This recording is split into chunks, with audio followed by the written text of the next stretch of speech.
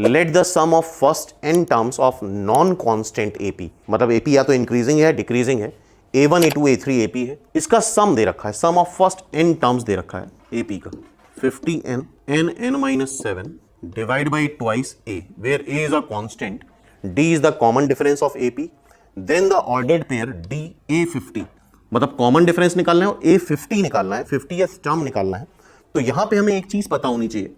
कि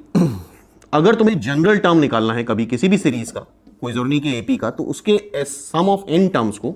सम of n-1 term से subtract कर दो तो उसका जनरल टर्म nth टर्म आ जाता है। तो यहां पे चूंकि A1 A2 A3 है तो हम an अगर निकालना चाहते हैं तो हमें करना यह होगा कि Sn को सबट्रैक्ट कर दें Sn-1 से। तो ये स्पेसिफिक AP का ही फॉर्मूला नहीं है, ये AP GP HP कहीं पे भी लग सकता है, किसी भी सीरीज में लग सकता है, जहां पे सीरीज के n टर्म्स का सम दे रखा है और जनरल टर्म निकालना है तो उसको Sn-1 सबट्रैक्ट कर दो। तो Sn तो हमें दे ही रखा है 50n n-7 A divide by 2, minus कर दें 50n-1 प्लस n को रिप्लेस कर दो n-1 से, n-8 divide by 2 A। Clear है? सबट्रैक्ट करेंगे तो आ जाएगा 50n n-7 A divide by 2 minus 50n plus 50 minus n-1 n-8 divide by 2 times A। 50n cancel हो जाएगा, ये दोनों कैंसिल हो गए, 50 बचा, A बाई 2 कॉमन ले लो इससे और इससे, और अंदर देखो क्या बन रहा है n स्क्वायर माइनस 7n, और इन दोनों को मल्टीप्लाई करोगे तो आएगा n square minus 9n plus 8। ठीक है, अब सिंप्लीफाई कर लेते हैं और यहां से हमारा an आ जाएगा, an is 50 plus a by 2, n square cancel,